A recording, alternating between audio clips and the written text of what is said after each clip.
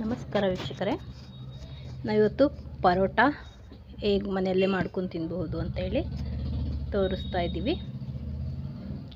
ನೋಡಿ, ನಾನು ಇದಕ್ಕೆ ಮೈದಾ ಹಿಟ್ಟು ತೊಗೊಂಡಿದ್ದೀನಿ. ಒಂದು ಬೌಲ್ ಮೈದಾ ತೊಗೊಂಡಿದ್ದೀನಿ. ಇದನ್ನು ನಾನು ನೀಟಾಗಿ ಜರಡಿ ಇಟ್ಕೊಂಡಿದ್ದೀನಿ. ನೋಡಿ, ಇವಾಗ ನಾನು ಇದಕ್ಕೆ 1 ಸ್ಪೂನಲ್ಲಿ ಸಕ್ಕರೆ ಪೌಡರ್ ಹಾಕ್ಕೊತಾ ಇದ್ದೀನಿ, 1 ಚಮಚದಷ್ಟು. ಹಾಗೆಯೇ ಇದಕ್ಕೆ ರುಚಿಗೆ ಎಷ್ಟು ಬೇಕಾಗುತ್ತೆ ಅಂತ ನೋಡ್ಕೊಂಡು ನೀವು. ನಾನು ಇದಕ್ಕೆ ಅರ್ಧ ಚಮಚದಷ್ಟು ಉಪ್ಪು ಹಾಕ್ಕೊಂಡಿದ್ದೀನಿ. ಇದನ್ನು ನಾವಿವಾಗ ನೀಟಾಗಿ ಮಿಕ್ಸ್ ಮಾಡ್ಕೊಂಬಿಡೋಣ, ಎರಡೂ ಕೂಡ, ಸಕ್ಕರೆ, ಉಪ್ಪು ಮತ್ತು ಹಿಟ್ಟು. ಅದಾದಮೇಲೆ ನಾವು ಇದಕ್ಕೆ ಸ್ವಲ್ಪನೇ ನೀರು ಹಾಕ್ಕೊಂಡು ಕಲಿಸ್ಕೋಬೇಕಾಗತ್ತೆ. ಪರೋಟ ತುಂಬ ಚೆನ್ನಾಗಿರುತ್ತೆ. ನೋಡಿ, ಈ ಥರ ಕೈಗೆ ಅಂಟಬೇಕು. ನಾನು ಇದಕ್ಕಿನ್ನೂ ಎಣ್ಣೆ ಏನೂ ಹಾಕಿರಲಿಲ್ಲ. ಈ ಥರ ಅಂಟೋವರೆಗೂ ನೀಟಾಗಿ ಕಲಿಸ್ಕೋಬೇಕಾಗತ್ತೆ.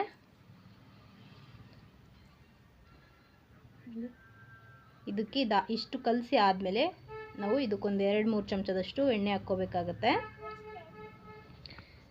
ನಾವು ಎಣ್ಣೆ ಹಾಕ್ಕೊಂಡು ಇದನ್ನು ಆದಷ್ಟು ನೀಟಾಗಿ ಹಿಟ್ಟನ್ನು ಕಲಿಸ್ಕೋಬೇಕು. ನಾವೆಷ್ಟು ನೀಟಾಗಿ ಕಲಿಸ್ಕೋತೀವೋ ಅಷ್ಟು ಈಸಿ ಆಗುತ್ತೆ ನಮಗೆ ಪರೋಟ ಮಾಡಲಿಕ್ಕೆ.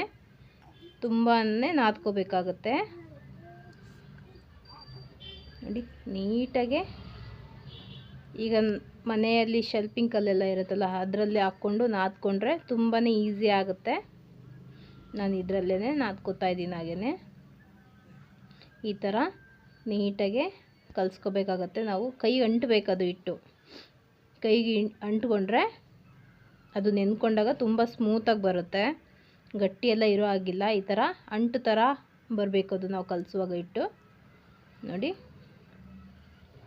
ತುಂಬಾ ಚೆನ್ನಾಗಿ ನಾದ್ಕೋಬೇಕಾಗತ್ತೆ. ಒಂದು 20 ನಿಮಿಷ ತನಕ ಚೆನ್ನಾಗಿ. ನೋಡಿ, ಇದಿಷ್ಟು ನಾನಿವಾಗ ಕಲಸಿದ್ದನ್ನು 1 ಗಂಟೆ ತನಕ ನೆನ್ಕೊಳ್ಳೋಕೆ ಬಿಟ್ಟಿದ್ದೆ.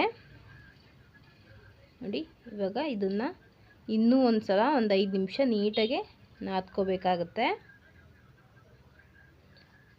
ನೀಟಾಗಿ ನಾದ್ಕೊಂಬಿಡಿ. ಮತ್ತೆ ತುಂಬ ಸ್ಮೂತಾಗಿರಬೇಕು ಇದು ಹಿಟ್ಟು. ನೋಡಿ, ತುಂಬ ಅಂದರೆ ತುಂಬ ನೀಟಾಗಿ ಸ್ಮೂತಾಗಿ ಇದೆ. ನಾನಿವಾಗ ಇದನ್ನು ಒಂದು ಉಂಡೆ ಥರ ಮಾಡ್ಕೊತಾ ಇದ್ದೀನಿ.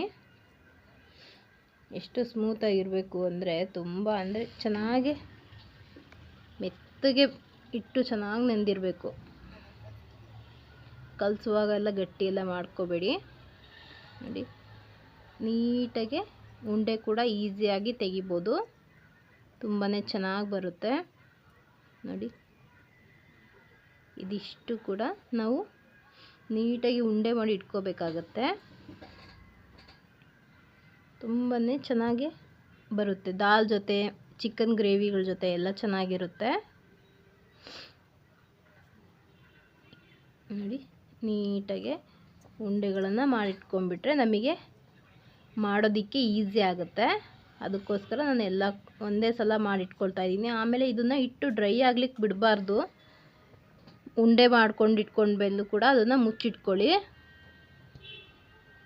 ನಾನು ಇದನ್ನು ಹಾಗೇ ಮುಚ್ಚಿಡ್ತೀನಿ. ನೋಡಿ, ಇದಿಷ್ಟು ಆದಮೇಲೆ ನಾನು ಇದನ್ನು ಮುಚ್ಚಿಟ್ಟಿದ್ದೀನಿ. ಒಂದೊಂದೇ ತೊಗೊಂಡು ಮಾಡ್ತಾ ಇರೋದು. ನಾನು ಇದನ್ನ ಲಟ್ಟಿಸ್ತಾ ಇಲ್ಲ. ಹಿಂಗೆ ಕೈಯಲ್ಲೇ ಎಷ್ಟು ತೆಳ್ಳಗಾಗುತ್ತೋ ಅಷ್ಟು ತೆಳ್ಳಗೆ ಹರಡಿಸ್ಕೋಬೇಕಾಗುತ್ತೆ. ನೋಡಿ, ನೀಟಾಗಿ ಕೈಯಲ್ಲೇ, ಅದು ಹಿಟ್ಟು ಸ್ಮೂತಾಗಿರುತ್ತಲ್ವಾ,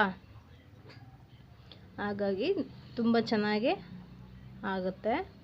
ನೋಡಿ, ತೆಳ್ಳಗೆ ಮಾಡ್ಕೋಬೇಕು. ಇದನ್ನು ನಾವು ಒಂದು ಚಾಕುವಿಂದ ನೀಟಾಗಿ ಕಟ್ ಮಾಡ್ಕೋಬೇಕಾಗತ್ತೆ. ಆಗ್ಲೇ ಅದು ಚೆನ್ನಾಗಿ ಪರೋಟ ಬರೋದು.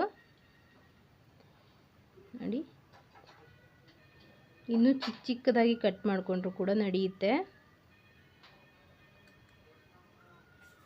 ನೋಡಿ, ಇದಿಷ್ಟು ಕಟ್ ಆದಮೇಲೆ ನಾವು ಒಂದು ಕಡೆಯಿಂದ ಈ ಥರ ಹಿಟ್ಟನ್ನು ತಳ್ಕೊತಾ ಬರಬೇಕಾಗತ್ತೆ. ನೋಡಿ, ನೀಟಾಗಿ ಈ ಥರ ತಳ್ಕೊಂಡ್ಬಿಟ್ರೆ ನಾವು ಇದನ್ನು ಮತ್ತೆ ಒಂದು ರೋಲ್ ಮಾಡ್ಕೊಳ್ಳೋದಕ್ಕೆ ನಮಗೆ ಈಸಿ ಆಗಿಬಿಡುತ್ತೆ. ನೀಟಾಗಿ ಇದಿಷ್ಟು ಆದಮೇಲೆ ಇದನ್ನು ಹಾಗೆ ನಿಧಾನಕ್ಕೆ ಕೈಲಿ ಎತ್ಕೊಂಡ್ಬಿಡೋಣ.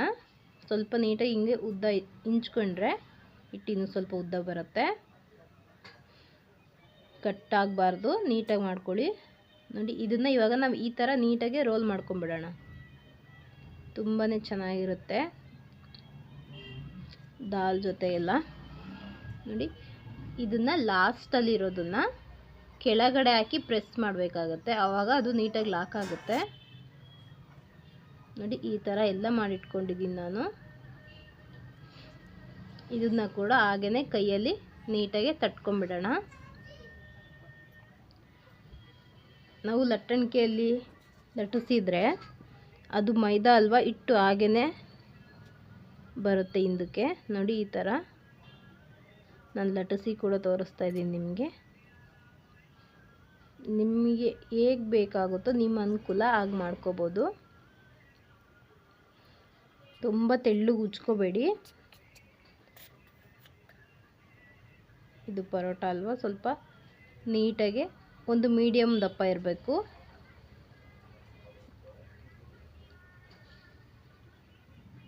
ನೋಡಿ ಇದನ್ನು ಇವಾಗ ಸ್ವಲ್ಪ ಎಣ್ಣೆ ಹಾಕ್ಬಿಟ್ಟು ತವಾದ ಮೇಲೆ ಹಾಕಿರೋದು.